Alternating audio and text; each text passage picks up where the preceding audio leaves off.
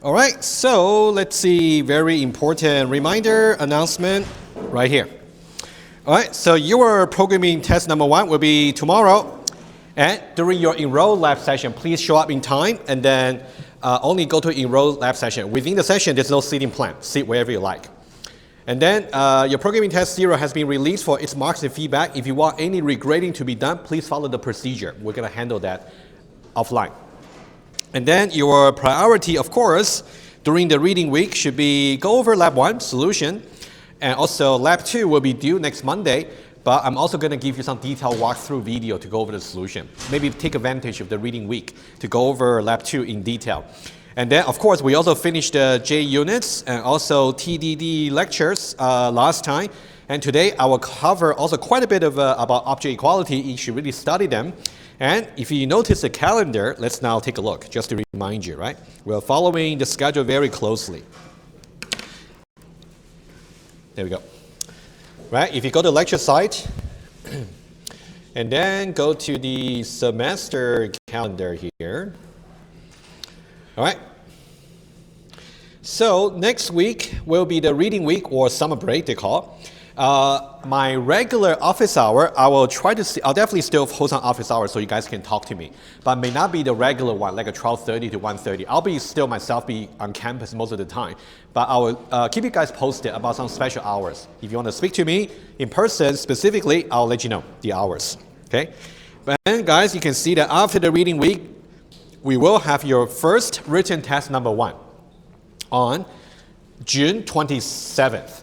That one there is going to be mostly, it's going to be on E-class and mostly multiple choice questions. I'll release a guide and also practice question very soon, maybe early on week number 8. So you can expect to hear back from me on the 23rd, I'm hoping. So you guys can start preparing for the written test. And I will give you guys some practice questions as well at the same time. You can also start practicing. And tentatively on the 25th of June, we're going to host a review session for you as well.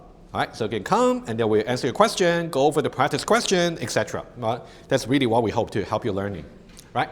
So that's something you can look forward to. Any question about the course?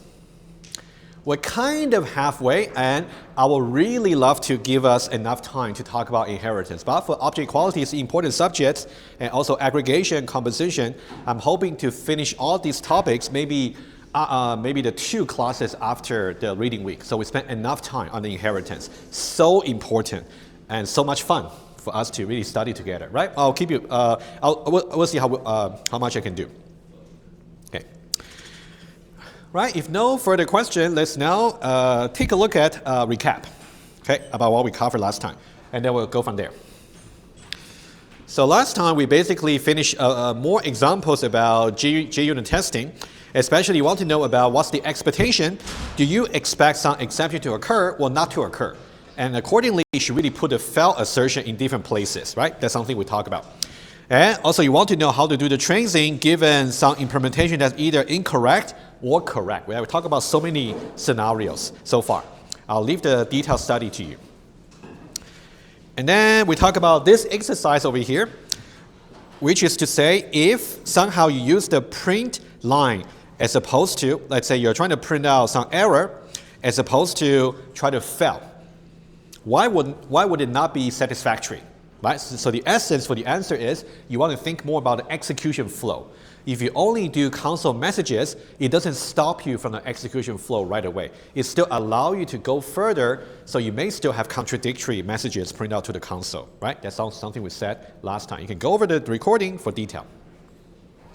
And exercise number 2, we try to mix the phase 1 and phase 2 in a single try block, as opposed to separating them into different try and catch block. And we said that one there is also not satisfactory, because if you somehow get some exception thrown over here, we don't really know whether this one here comes from phase number 1 or phase number 2. Because coming from here may be acceptable. Coming from here would be unacceptable, which means we should fail. But coming from here would be acceptable and we should pass, right? So we are mixing expectation in a single try block, which is not the way to go, right? So these 2 exercises are really about the design of your test case. So you do want to expect questions like this in the written test and also in your exam. Okay? Hopefully that's good hints for you when you actually study. Right? Just pay more attention about all the good stuff that we're going over in the class. So that was the last example we did. This one here just about how you can kind of patternize about various assertions and then put them into a for loop, basically, right? So this is our state diagram for our little counter example here. So these three are going to involve 1, 2, 3, 3 assertions. They are encoded in the first for loop. And these three over here about possible decrements, so these three are encoded right here. So rather than writing out 6 assertions explicitly, we can use 2 for loops. Imagine that if we got way larger range of the counter value, maybe from 0 to 1000, you don't really want to write out the assertions explicitly. You may just want to use a for loop to patternize the assertion. Right? So I think that this example here is also quite practical for you to write good test cases. Okay? Do feel free to practice that. You know, we still got lab 2, lab 3, lab 4, and lab 5. These are all good stuff for you to really start practicing before they will become natural to you.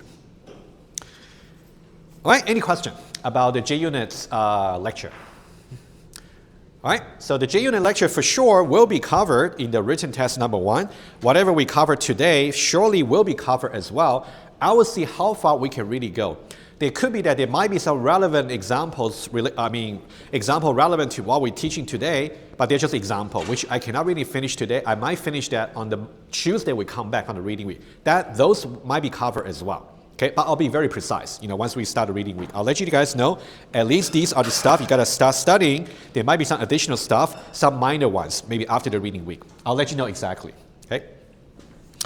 And then we start talking about the object equality lecture. This one here is really to help us lay the foundation for understanding the equals method. We'll start very slowly. So once we start talking about how you can customize the equals method, which we'll see, you have to understand call by value. Otherwise, you'll be a little bit kind of lost how things will actually happen at the runtime. So call by value is to say whenever you have a method call, right, you got a callee and you got a caller. And then there should be there is some implicit variable assignments that's happening. Implicit in the sense that you as a programmer, you cannot write that assignment down because the variable scope wouldn't match, right? So you can expect that the call by value assignment is going to happen right before you execute every line in the caller's method, okay? Sorry, in the callee's method. And we got this variable assignment here, param equals arguments, right? That's something you want to remember. Not argument equals param, but param equals arguments. And depending on the types of the param and arguments, if both of them are primitive, like an integer, very straightforward, just copy the value, right? For example, like here, you're copying the argument value into the parameter value. On the other hand, if both of them happen to be like a reference type, like addresses, in that case, the parameter is going to be a copy of the arguments, meaning that they will be the same address pointing to the same objects. In that way, you got to be very careful about if you try to call a mutator on the parameter, it's going to modify the value for the same object over here that's pointed to by arguments. That's really something you want to pay attention to when you study call by value. You want to know exactly the scenario we're discussing and also tell whether we're talking about primitive type or reference types. Okay. And then we did further example here. For this separate example, just about utility, we got 1, 2, and 3 different ones.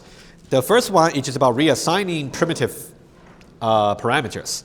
And the other two is about either reassigning the reference parameters or we are trying to call some mutator on the reference parameter, right? So these are the 3 different scenarios. You want to make sure you really understand how they actually work, okay? So we got 1, 2, and 3, right? That's basically the end of Tuesday. All right, any questions from Tuesday? Especially the concept about call by value. It is so important to see how that works. All right? Okay, so let's now continue. Okay? I would like to start a little bit with the slides very quickly. And then we're going to do a little bit of Eclipse. A little bit, not too much. And then we'll come back to the lecture. Okay, slide number 11 is right after the call by value. We talk about equality. Equality is kind of like an interesting issue to deal with in OOP. If you do the equality just in a non-OOP language like a C, not much to talk about. Just use the equal sign.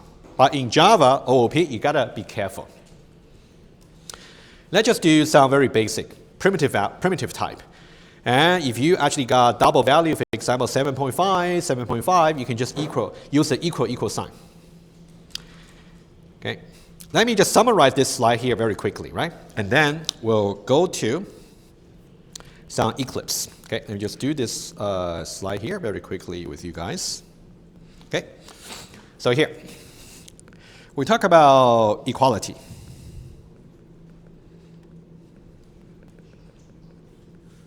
So far, what we have learned about equality, using equal sign. Okay, and when we talk about primitive,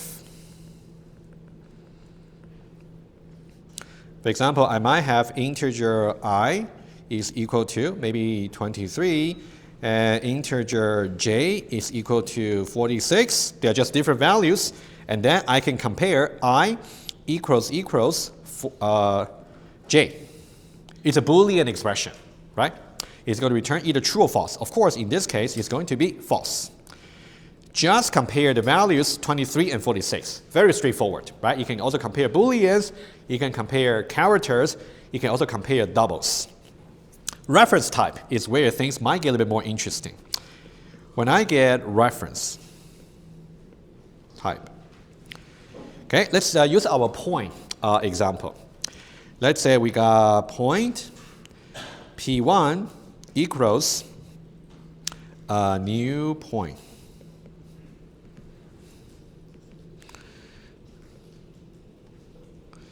New point.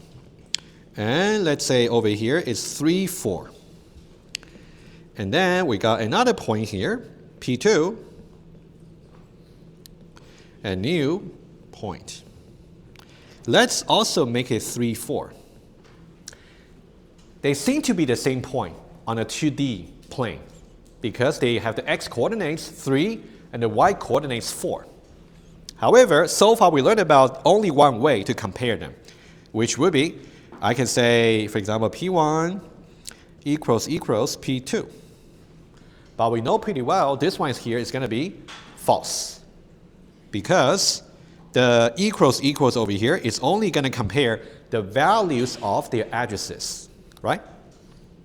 Hopefully that kind of rings the bell because they only compare values of different addresses.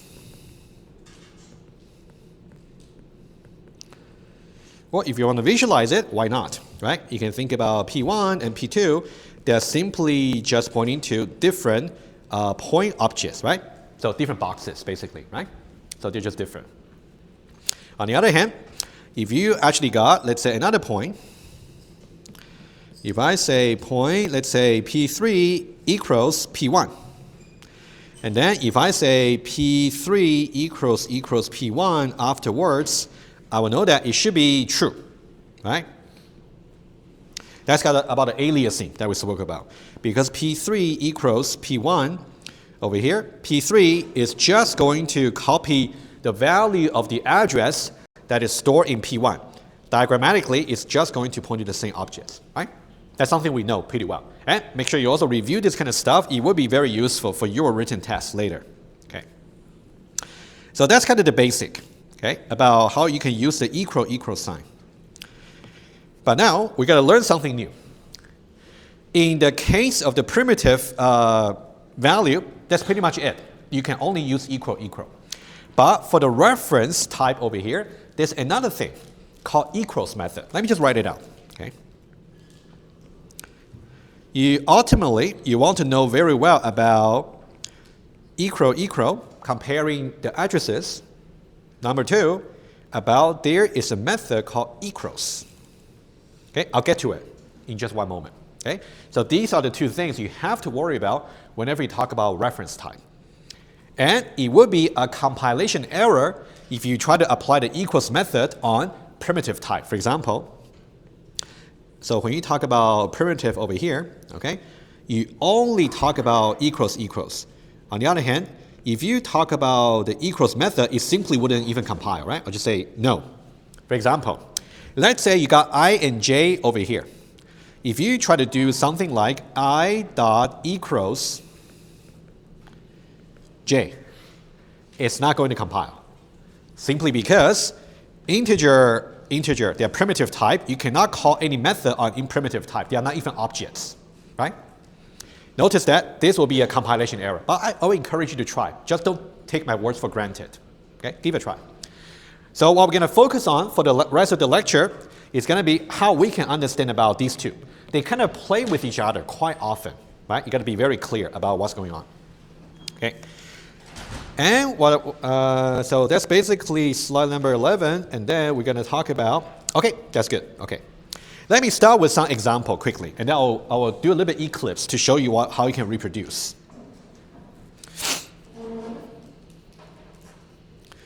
Give me one moment. Okay, this one here. So this is a very simple fragment of code. Let's go over that, and then I'm going to have two questions for you, and then we'll verify the answer together on the Eclipse, okay? So we have a class called point v1. v1 just means version 1. Throughout the lecture, we're going to have two versions of the point class. One is called point v1.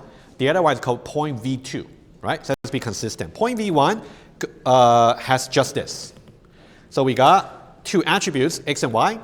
And also we got a constructor, x and y, and set them up properly, right? That's it. Nothing else. And we have a point tester, and we have a main method here. We are creating P1 and P2, both of type point v1, 3.4 and 3.4, right? And then I'm trying to print out some result. I say P1 dot equals P2. Apparently, I'm trying to call a method equals on the context object P1.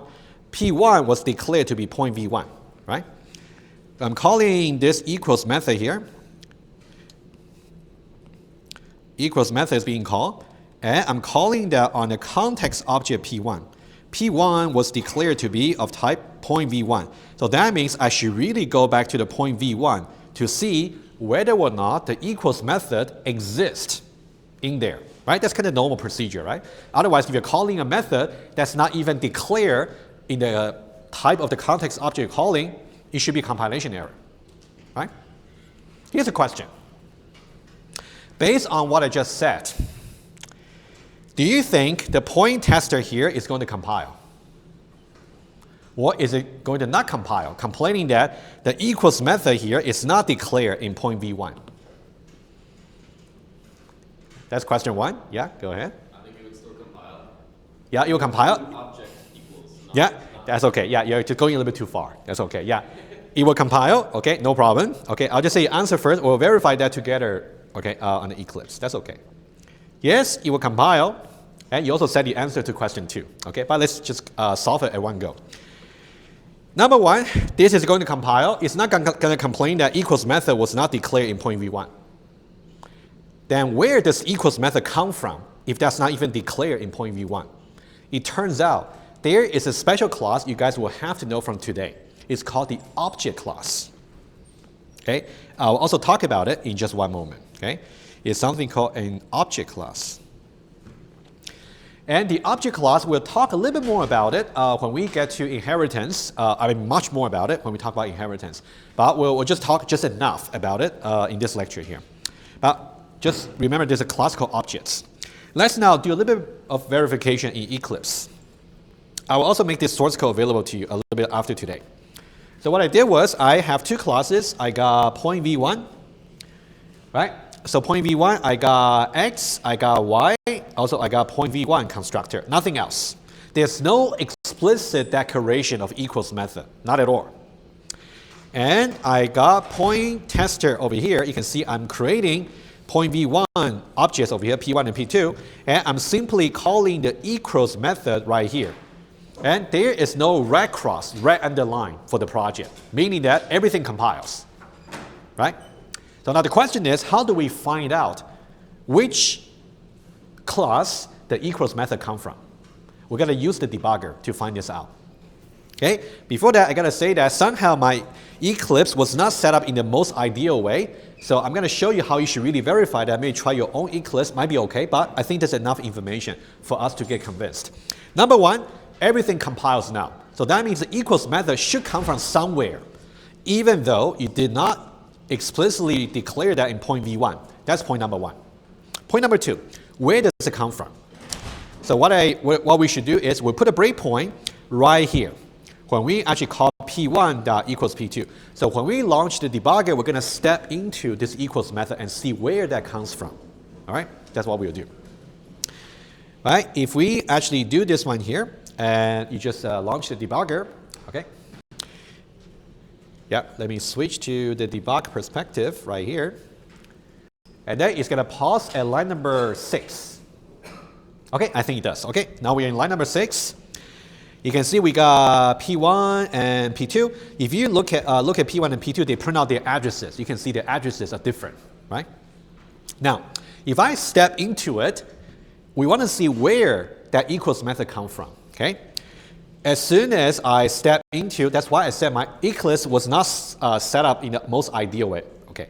If I actually simply say step into, it's going to say something like a source not found. You don't need to worry, because somehow the class itself is not part of my project. It's part of the Java library, which has not been attached just yet. I'll try to see if I can fix this, but when you try to run this demo here yourself, what you should look at is there is a method called trace, like a method called chain, like what we talked about earlier, right? The font size is a little bit small, but when you are on your Eclipse, you will see. If you look at somehow the bottom here is really the top of the call stack, and the top there is the bottom of the call stack, right? Just kind of reverse that. So this is where the method call starts from. We call P1 dot equals P2. If I go to the next one there, it kind of shows to me where that step into goes into. I want you guys, when you do the exercise, read it over here. Okay, I'm going to write it down exactly. Okay, what that one have is, okay, I'll show you. Let me go back to my iPad. That one there, when I step into, this is something I would like you to verify in your Eclipse, right? If you step into, what you will see is it's going to be point V1, which is the type of P1. However, it tells you that the equals method it is calling comes from a class called objects. So this is exactly what you will see when you try to see it from the Eclipse. So this one tells you, even though you're calling the equals method on some point V1 objects, but the equals method comes from the object class. That's what it is trying to tell you. All right? So now we want to study a little bit more about the object class to see. Okay? And one more thing to say. Let's say I just go back to Eclipse and show you one more thing. If I can manage to fix my Eclipse, maybe hopefully maybe after reading week, I'll show you again. Maybe I can show you some code fragment in the actual library. Okay, I'll see. Anyway, so let me say stop. Let me launch the debugger once more. Okay. And now we're going to do, we're going to pause at line number 6 over here. And now when I say P1 dot equals P2, right?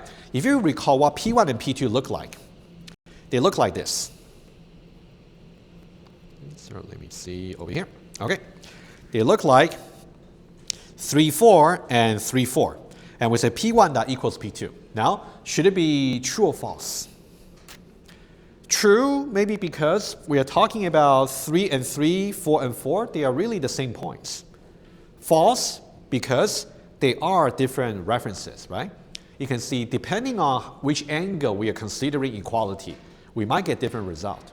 But in this case specifically, there is no explicit declaration of the equals method right here. There's no. That means we're going to use some default version from the object class. So that's a fact you have to remember. Okay? In that way, it's actually going to compare their references only. Okay? I'm going to write it down here.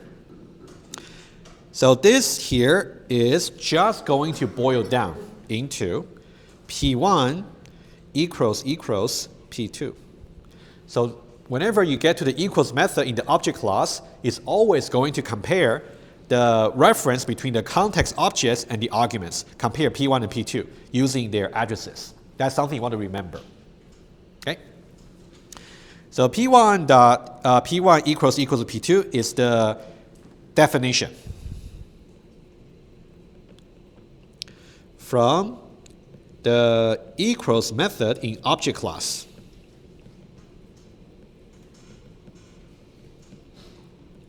And the follow-up question will be, what if I really don't want to compare their references? I really want to say these 2 points, as far as their geographical locations are concerned, they are really the same point. Can I somehow redefine the equals method from the object class? The answer is yes, to some extent.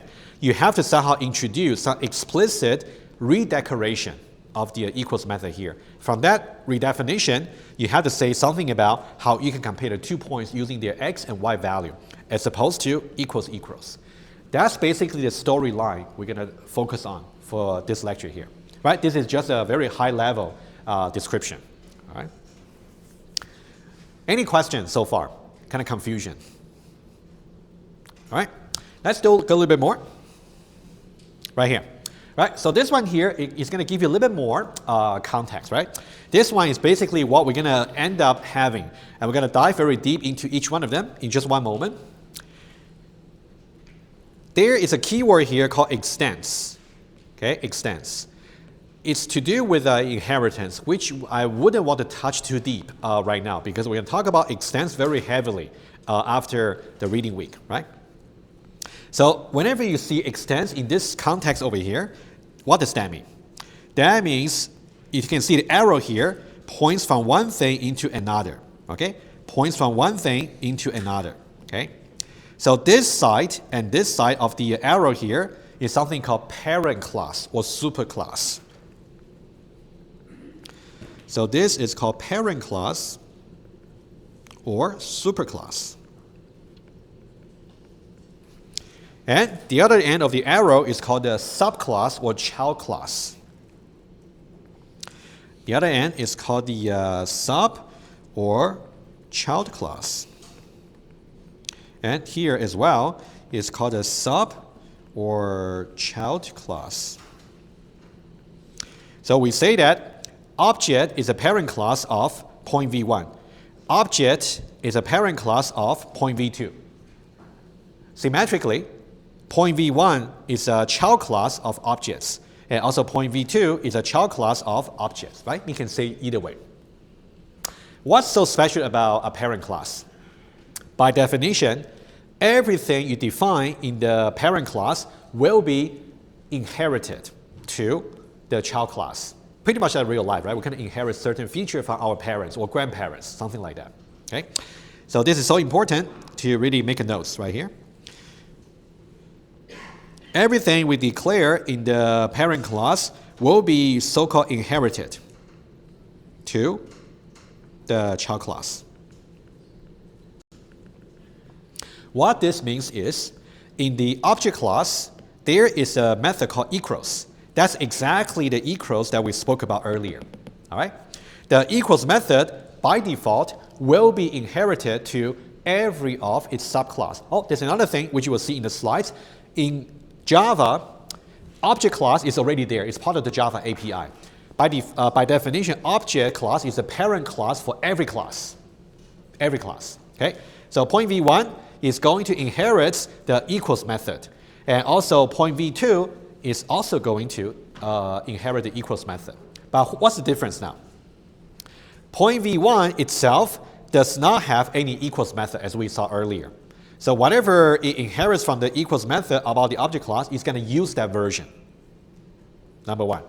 Number two, in point v2 class, even though we inherit this particular method to point v2, but since we redeclare that equals method right here, that version will be used instead. It's like as a child, if I have some more refined feature from my parents, maybe that should be my own feature, right? Something like that. Right?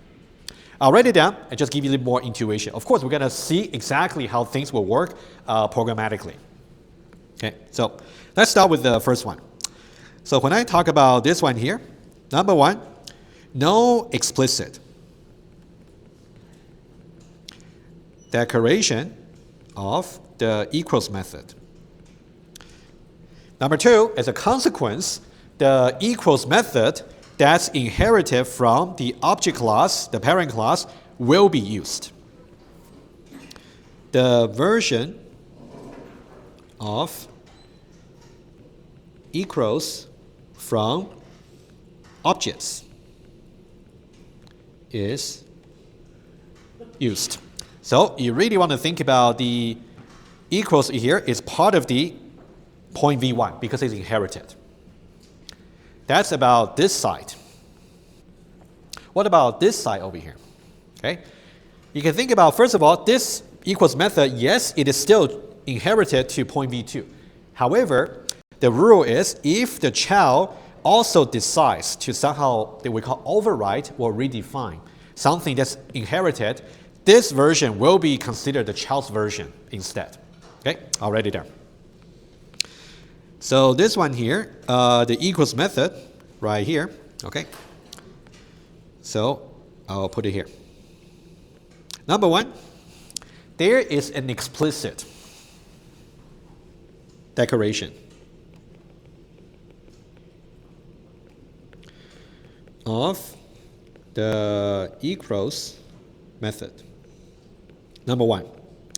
Consequently, the default version that's inherited from the object class is no longer applicable. The default version, the default equals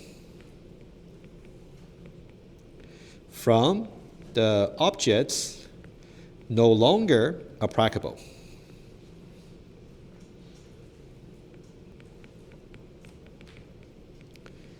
You can think about just disappear somehow. Number three, instead, this is what we call the overridden method. If you think about more intuitively, redefine or overridden. Overridden is a bit more like a Java term. You know, between Java programmers, they like to talk about overriding, overridden, as opposed to redefining or redefine, right? To me, I personally like to call it redefine. It's more intuitive, but it's okay. Overridden, redefine. Version is used. All right? So these 2 points and these 3 points are critical for you to know, right, about the logic here. So we talk about 2 scenarios. Again, let me recap. Number one, we have a class called objects. That is the parents for every class in your projects. And in the object class, one of the methods is called equals method. And that one there will simply just compare the context objects and also the parameter here using their addresses, just by using equal. Okay? So now, this version here will be inherited to every subclass in the first place. Scenario number one, if the subclass, like a point V1, does not have any explicit declaration of the equals method, this default version that's inherited will be used. Scenario number two, if the subclass chooses to override or to chooses to redefine the equals method in its own way, in that way, this inherited version will disappear. It's not applicable anymore. Instead, this version here will be used. Okay, so these are the 2 scenarios you want to be very clear about. Because later on, how we test your knowledge about this page over here is to give you different context objects of different types. You got to decide which version of the equals method will be called. And once we get to the inheritance lecture, not just about equals method, it can be any method you kind of declare somewhere in the inheritance hierarchy in your project. I'll do one step at a time, right? Any question, conceptually, at least here? Okay. So what I will do is, before we take a break, I will suggest we do just the default version. That one's pretty easy. Why don't we do that one first? And then after the break, we can do a little bit, or hopefully not a little bit. We can do as much as we can about the version 2. Okay, let's do that. All right, let's now go on to the first one, default version. Okay, default version. Again, let me just recap. Well, again, we got the object class, which got this default version, which is inherited to the point V1, which has no explicit declaration about equals, right? So you can think about it would be as if this equals method here was declared in the point V1. Okay, that's how we start with. We're just going to look at these right here. Okay, we'll just look at them one by one to get a feel about tracing. Let's say we have over here. Let's say we got some string. Okay, let's trace line by line. After line number 1, we got some string here, which will be some string objects. I'll just say 2, 3. Make it a bit easier, right? We don't need to draw a box. And then we got P1, P2, and P3, right? So they are all point V1 objects, right? So P1 will be 2, 3. P2 will also be 2, 3. P3, 4, and 6. Right? So now we got 3 objects there of type point V1. And let's start with something simple. P1 equals P2. True or false? False. All right, guys, that's pretty easy. If you're silent, that's okay. I'm pretty sure you know how to do it. Okay. So P1 equals to P2 should be false. And P2 equals to P3 should be false. Right? Different objects.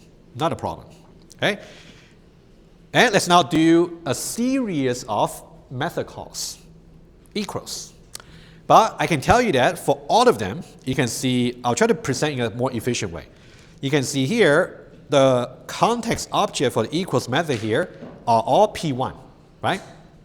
So this is where you have to do some decision making right away. Okay, I'll put it here for the start. Number 1, the context object P1 has the type point V1. Because you can see point V1 here, point V1 here, and point V1 here. Right? Number 1. Number 2, we know that point V1 has no overridden equals. Number 3, consequently, the version of the equals method that's going to be called will be from the object class. Right? There's a logic over here. So that means the version of equals from object is invoke. Okay, I'll try to do maybe some Eclipse breakpoint debugger maybe with you, maybe after the reading week. But for now, you can definitely try as well, right? All the source code is there, okay? So I think number 3 is really the conclusion. So the version of the equals from object is invoke. So equals here, equals here, equals here, equals here, equals here. They're all going to be the equals from the object class that's inherited, all right? And each one of them is just going to boil down into the equal between this and the obj, right? For example, let's say for number 7, oh, you know what? Let me just put it here. For number 7, it will just boil down into P1 equals P1, right? You can see P1 corresponds to this. P1 corresponds to obj. So P1 equals P1, right? That's what I'm doing here, okay? And for number 8, it boils down into P1 equals null. Right? Again, P1, this, null, obj, right? Equals, right? That's exactly how we trace the program as we said earlier. Okay? And then number 9, and then it will be P1 boils down into P1 equals S, right? Etc. Okay? Let me do these 3 and then for the rest, you can also try. So now, P1 equals P1 should be true. That means this one here should be true. And P1 equals null, false. Agree? Because P1 does point to some object. So this one here should be false. All right, number 9 is very interesting. So interesting. Okay? Guys, I would like to make very clear about this. I would like to put, when I say P1 equals S, right? Let me put that into some quote. Doesn't mean I want to make it a string. Quote in the sense that for our conceptual understanding, when you are calling P1 equals S, it will boil down into P1 equals S. In this case, P1 and S, they point to different objects, so it should be false, first of all, right? However, I want to make another point very quickly.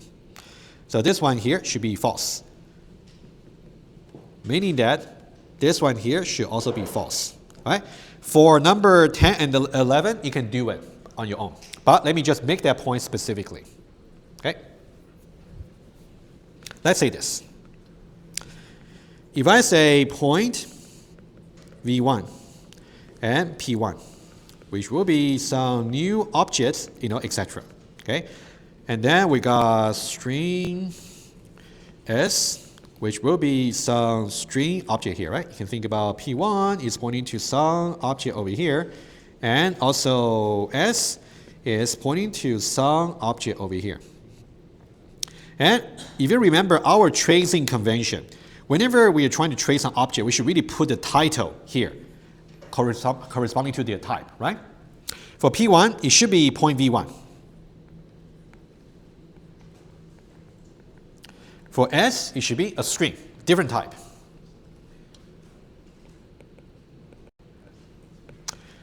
This is something I want you to try on Eclipse, okay? If you write an expression like this, P1 equals S, is it going to compile even? So here, you're basically saying, I'm comparing addresses of two objects, but P1 is a point V1, S is a string. You're basically trying to compare addresses of two kinds of different objects, two different kinds of objects. Eclipse is not even going to allow you to do that, so this is a compilation error. You're basically comparing apple with banana. You can only try to see if the two apples are the same apple, if the two bananas are the same banana, but you cannot compare apple with banana, all right? This one, if you write it out explicitly, compilation error.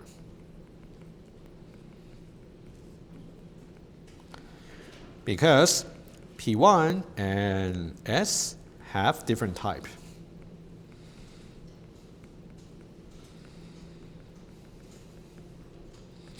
That's number one. Number two, if I say P1 dot equals S. First of all, this line here compiles because equals is somehow inherited to the point V1, right? So it's really there. So that's why it will compile. And we'll look at that later. The equals can take any argument that's as long as it's an object. String is an object, so anything is okay. However, what I said earlier was this will boil down into, because we know that this is actually going to call the equals method from the object class. So this is going to boil down into the object version, which we know is right here, equals. And that one there is just going to compare the references. So that means it's going to boil down into, I'm going to put in quote, P1 equals S. All right? So here's the message. If you want to write this out explicitly yourself, it's not going to compile. However, if you try to compare these using the equals method call, it will boil down into P1 equals S. You don't need to write it out explicitly. That's what's going to happen behind the scene. All right? Experiment with these and make sure you're convinced. I'm pretty sure I'll test you on this in the test and the exam. Okay? That'll give you some motivation. These are so important to really grasp. You really want to make sure how these two are different. All right? You have some time, right? If you got any trouble understanding these, reach out to me, right? But I'm just telling you, these are important. Okay. All right, if no further question, I'll move on a bit. Let's see here. Okay, so that's about the default version. Okay, so you really want to make sure, especially for line number 9, right? That's the part you want to pay more attention to. All right. All right. So before we take a break, there's a little convention we'd like to do for 2030 before the reading week, the last class.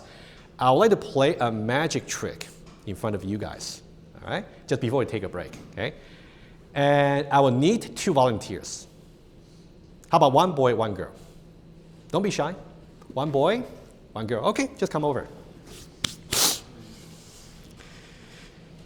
All right, guys, take it easy. It's not exactly random. I'll tell you why I'm doing this magic trick.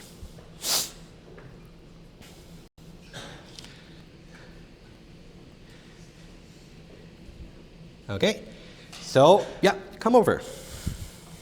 Assistant A, assistant B, okay.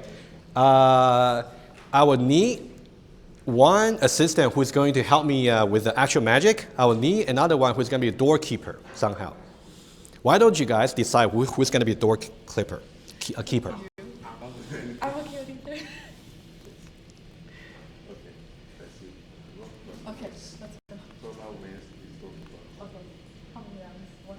Okay.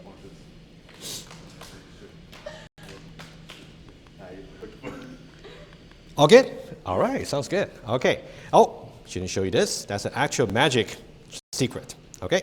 So I got a program here. I'm gonna launch it as a console application, so it's running. It doesn't know anything about what's gonna happen, right? I'm gonna launch it right now. Run as a Java application. Who's not a doorkeeper? I am. Okay, what's your name? Rima, R-I-M-A. Okay, R-I-M-A, am I right? Okay. You know poker, right? Okay, so basically, I'm gonna step out of the room for just about, hopefully, up to 30 seconds. So Rima is actually going to choose a card from here, all right? And then somehow she will let everyone here to know. I shouldn't know it. Okay, don't shout it. Okay. Okay, I'm not gonna hear that. Okay, as soon as you made a choice, everyone knows about your choice, you can call me in. Don't take too long, please.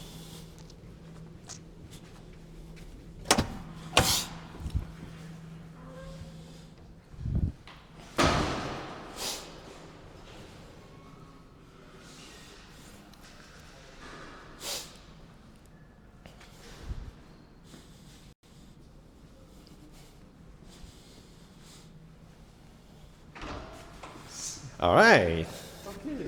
Everybody knows what the card is? Okay. There we go. Okay, since everybody knows except me, so you know the program is still running. Enter to start. Okay, the program is going to ask everybody 3 questions. Let me just clarify some terminology here. Okay, right here. It's going to talk about columns, right? So here is so you will see column number 1, column number 2, and column number 3, right? So that's a convention. Okay, 1, 2, and 3. Just make sure you give me the right answer. Otherwise, it wouldn't work. Okay. Okay, so now question number 1. Column 1, column 2, or column 3 has your card? Column 3. Column 3, agree? All right. 3 here. Somehow you shuffle the cards. Again, which column? 3 again, agree? All right. Last question, which column? 2. Now the program actually knows what you chose.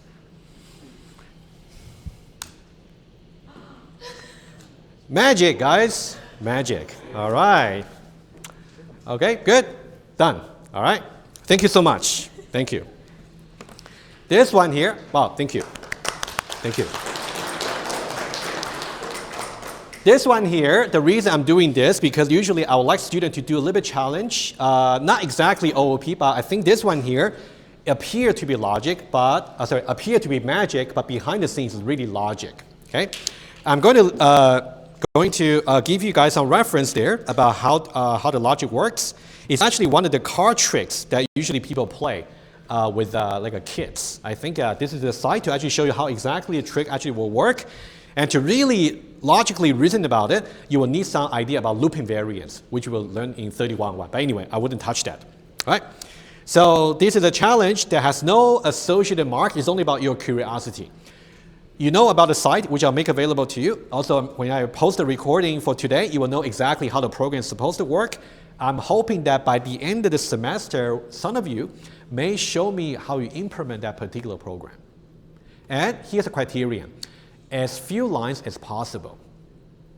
You will see some interesting, this is like more like an interesting programming challenge for you, okay?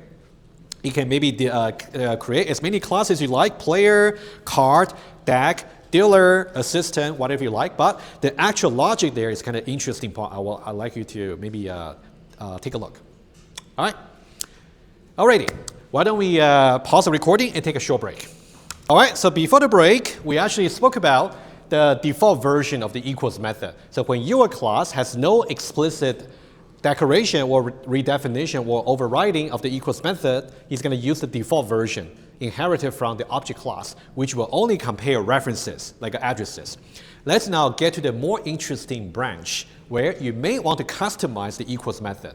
Usually, I would say most of the time, when you're developing your own classes, you wouldn't be so happy about just comparing addresses. You want to compare maybe somehow some attribute value, not necessarily all the attributes, maybe some relevant attributes for equality. That's something you guys will practice in lab number 3. Okay, so you'll be just in time. Let's now go over as much as we can. Okay. First of all, I want to show you something here, and I want to talk about call by value very quickly. Okay. So call by value. Right? So call by value, which we spoke about last time, is really about whenever you have a method call, and then you actually want to make sure you actually have that implicit assignments, variable assignment, right? Let's see exactly how this may be applied. Okay? Let's set a context here. Number one, we know that object class is the parent class for every class, including point v2, right? Point v2 is the second version that we have. Okay? So now think about this is the default version of the equals method. So this is the default version. Presumably, it should be inherited in the first place. However, for point v2, we have a customized version, which is right here. As you can see, we actually got this giant method right here, which we're going to go over line by line. So don't worry. I want to talk about the big picture first. So this is the overridden version.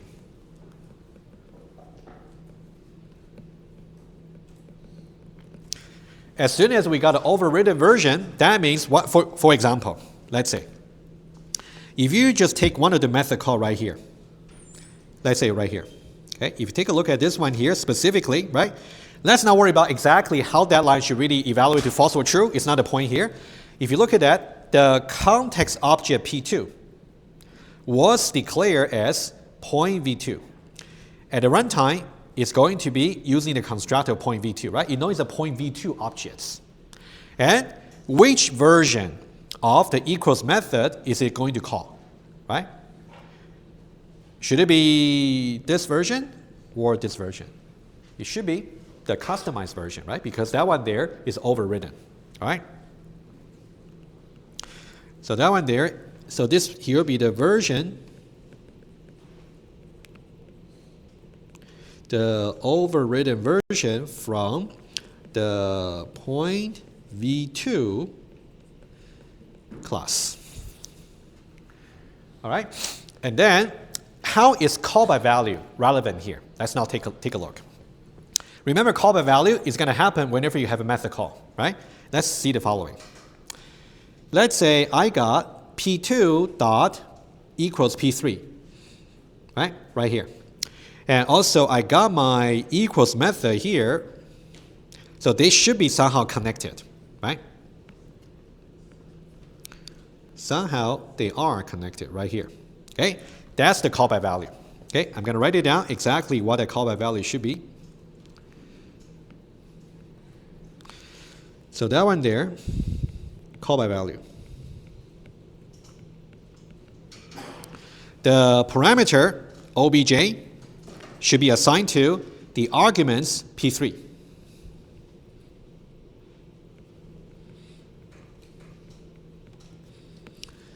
Exactly like that. Let's visualize this because this is something I want you guys to keep in mind whenever we're trying to trace the equals method later, the customized version. Okay, let's see what's going on here. So what do we have? We have P2, we got, okay, so here we got P2, we got P3, and also we got OBJ, right? These are the three things we have. Let's see exactly how they will work together, okay? So let me just move the P2 a little bit here. So we got P2 and also we got P3, right? So from the beginning, P2, P3, 3, 4, and 4, 5. 3, 4, and also 4, 5, right? And then we are saying that P2 dot equals. And because P2 is of this type, we should really call this version of the equals. But what about call by value? Call by value tells you that OBJ, which is a parameter we're going to refer to in the actual method, OBJ is assigned to P3. That means the OBJ here, so the parameter over here, OBJ, is just going to point to the same object as P3, which is the arguments. That's the call by value. This means later on, when you look at every occurrence of the OBJ here, for example, OBJ here, and also OBJ here, right? So these are the different occurrences of OBJ. It's really referring to the same objects that's being pointed to by the arguments, which is right here. That's just another application of the call by value, right? So that's why I needed to talk about it before this customized version, right? So during the reading week, make sure you really understand how these things work together, especially call by value, and also when you call the equals method, right? Question, go ahead.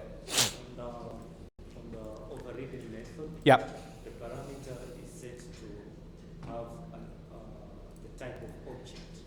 So does it mean that any type of object can be... That's correct. Yeah, that one we'll dive a little bit into it. That's okay, yeah. So your fellow students wondering about the object here. Okay, that's something I'll speak about a little bit more later. Whenever you declare any variable to be of type objects, that means it can store the address of anything as long as it's a reference type. That's what it is saying. It's like the address, the box for storing the address is so accommodating. You can put in the address of a string, you can put in the address of a person, you can put in the address of a point v1 or point v2, whatever you like. Okay? But the more important point is the OBJ here, which is somehow referred to throughout the actual equals method, right? You want to know where this OBJ is. Because of call by value, OBJ is actually going to point to the same place, the same object as P3, because OBJ is going to copy the value from P3. So they point to the same objects. That's what we said about call by value, right? That's the important point, okay?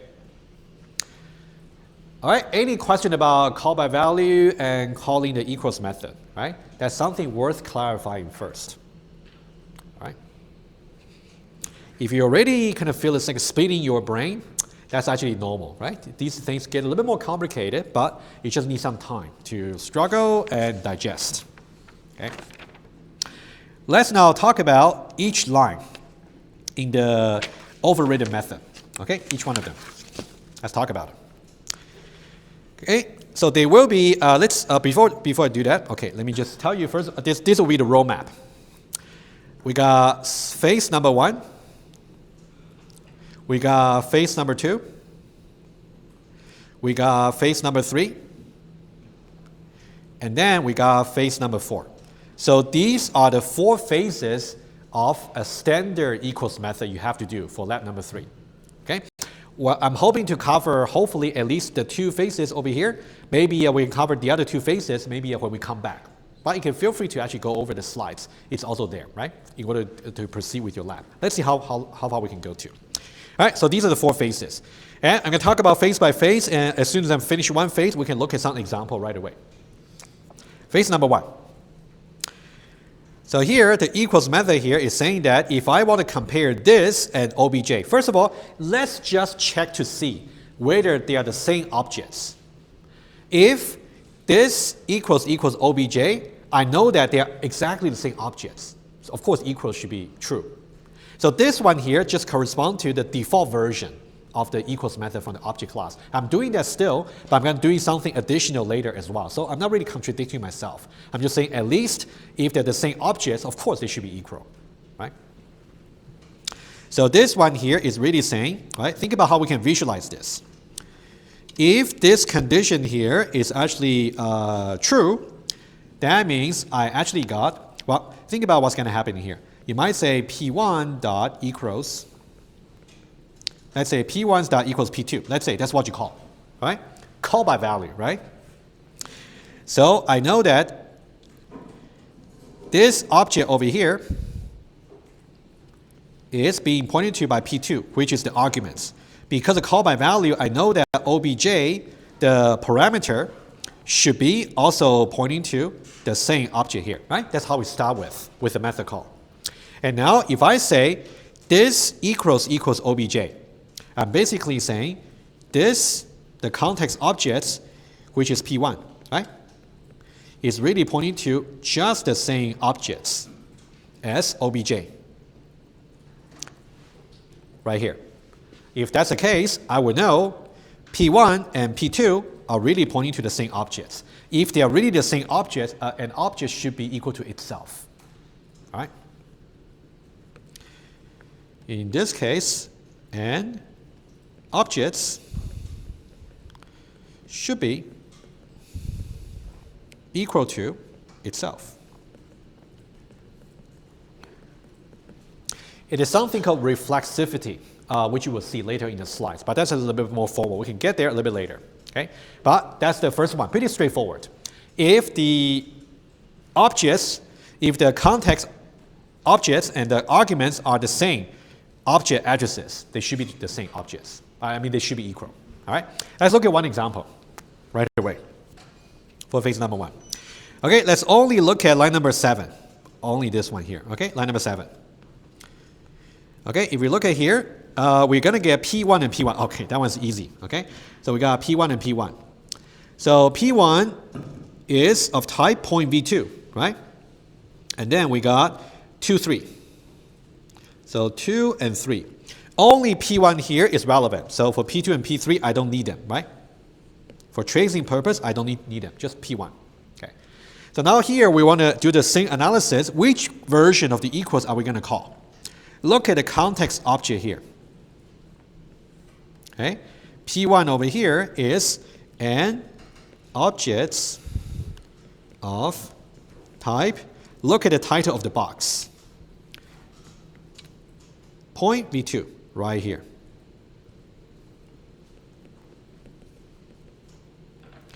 Which correspond to this class over here, which has an overridden version. So we should call that version as opposed to the default version. Think about the default version here, it's not applicable anymore. So that one tells you the overridden version of equals is called. All right, so that means we're going to step into. If you try to step into this equals method here, it's actually going to step into this version right here, rather than this version, right? So if I step into the equals here, so now let's do some replacement. OBJ is really pointing to wherever P1 is pointing to, right? So I can just replace the OBJ here just by P1. And OBJ here just by P1. OBJ here just by P1. And one more just by P1. Okay? And then what's the context object, which is also P1, right? You can see the P1 here is a this. So this over here is also P1. So if you only look at this line here, I think we can already conclude for this particular case. Look at this line here. I'll make it a little bit thinner. This one here, right? This one here, we say this, which is P1, equals OBJ, which is also P1, right? P1 equals P1. So P1 equals itself, always true. So return true. So this is why this method call here, trivially, is going to be true. Okay, that's the first trace. Example 1 about phase 1. Phase 1 is very straightforward. If the context objects and the argument objects happen to have the same address, of course they're equal to each other. All right, that's phase number 1. Phase number 2, which is interesting. Okay, we can spend a little bit more time on phase number 2. Okay, For phase number 2, we actually got a slightly different condition to consider, which is about the OBJ itself. Okay, so now let's take a look. So phase number 2 is here. One thing that's very important to note, logically, because we say if this is the case, we return something. If we didn't return that, we should really check another condition, right? If we are able to reach this point of execution, what does that mean? That means this is not equal to OBJ. Otherwise, we would have returned true, right? One thing to know right away, logically, reaching this point means this is not equal to OBJ. They are not the same objects. Very important. They are not the same objects. All right? If they are not the same objects, we are asking if OBJ happen to be null, then we should always return false. This one seems a bit weird. We're saying that we didn't check this at all. All we know is, at this point, this and OBJ, they are different objects. And we're saying if OBJ happen to be null, then return false always. You don't even bother to check what this is. One way to help you think about this is I'll give you some alternative right here. Okay? I'm going to write it down here. I wonder if I should always just return false when this is actually true, right? I can put it there. I can say if the OBJ equals null, but I want to subdivide the cases. I want to check for this as well. This may be null, this may not be null. And I can say if this equals null, and that means I'm facing null and null. Null equals null. Agree? In that case, of course, they are equal. They should be true.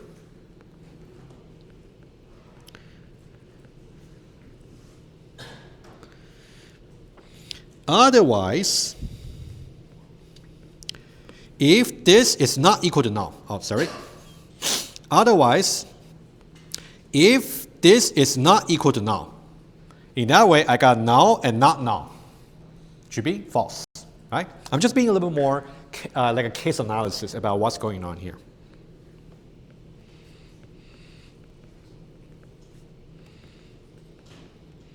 Okay, before I ask you some question here, you can think about for this else part here, else means this not equal to, no. I'm basically saying if it happens that OBJ is null and this is null, then return true. On the other hand, if OBJ is null, but this is not equal to null, then return false, right?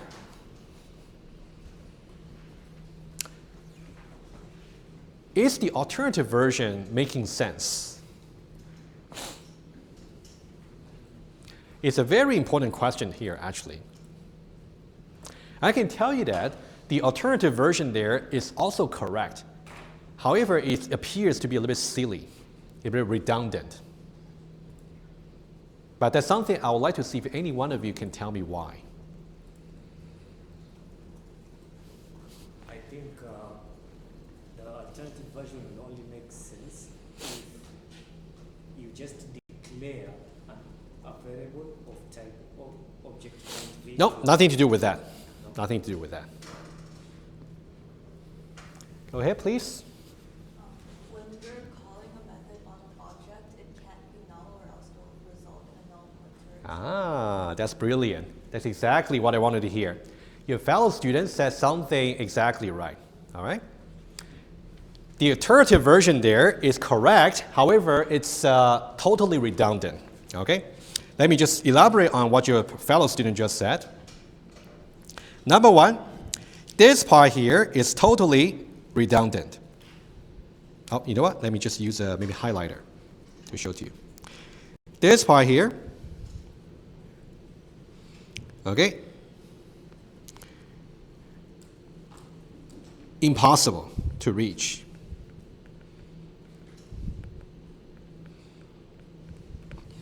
Think about how this equals method is going to be called. Let's say if I say P1 dot equals P2. And this condition is saying if this, which is P1, is equal to null. Let's think it logically. If P1 happens to be null, are we even able to reach the first line of this method? Not really. Because P1, if that's null, we would have got null pointer exception to begin with anyway. Right? Because anytime you want to call a method on some object address that's not valid, which is null, in that way, you don't even have any chance to execute the body of the loop, of the method. All right? Because if this is null, the equals method call. Okay, I'll write it down precisely here. Method call would have already thrown null pointer exception. It's a very, very important insight, okay?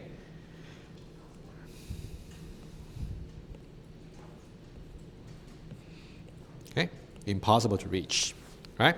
Because in this case, if P1 happens to be null, you don't even get a chance to step into it. You don't. Because Java runtime is going to tell you that P1 has no valid address because it's null. Null pointer exception right away. All right? So this is why it will be as neat as this. If obj happens to be null, in that case, we know that this cannot be null, not null, and null. They should be unequal, so return false always. Okay? Think about this. It's slightly more demanding logically. Okay? You want to get through. Let's do an example right away. Okay? Let's just do one example here. Okay? So let's say P1 dot equals null, right? So we got P1 right here. So P1 is 2 and 3. Right here. Okay, we got 2 and 3 here. And then we're just going to execute this call here, right? Similar, you can see P1 here declared to be point v2, and then you visualize it, you can see that's object of type point v2, right? The same. So we're going to execute this version of the equals method. Just that. All right, let's now step into it and see what's going to happen. Okay. So here P1 will be this. So this will be replaced by P1. And of course, every occurrence, but let's just replace the first one. That'll be enough. And also, the argument here is null. Call by value, obj, it's just going to be a copy of null, which is null. Obj over here will also be null. And this will be, sorry, beg your pardon. Obj here will also be null. Right, like that. That'll be enough. Right, when we execute phase number 1, right here. Right here. Right? This one here, you can see, oh, beg your pardon, here. All right, this right here. If I try to check P1 equals null, false, because P1 here indeed has an object here. So we don't really return true right away. We don't. All right? Bypassed. And when we get to phase number 2 over here, because obj is null over here. So we actually got null equals null, which will be true, and then we return false. So that's what's going to be returned. So that's the result for the equals method call. And of course, once we return, the rest of the equals method will be bypassed. Right? So that's the final answer. So this will be just false. All right, any questions so far? We kind of covered kind of the routine phase number 1 and phase number 2. Okay? And give me 1 minute, I'll let you guys go. After the reading week, I'm going to start with this particular example here. However, let me give you guys some look ahead. This particular example here is going to talk about something called static type and also dynamic type. I want you guys to try this out, this example here. This particular example and its relevant phase number 3 and 4 will be covered in the written test number 1. So I want you guys to do some pre-study during the reading week. I'll make it precise and give you some guidance. All right, thank you. I'll see you in a week and tomorrow as well for the test.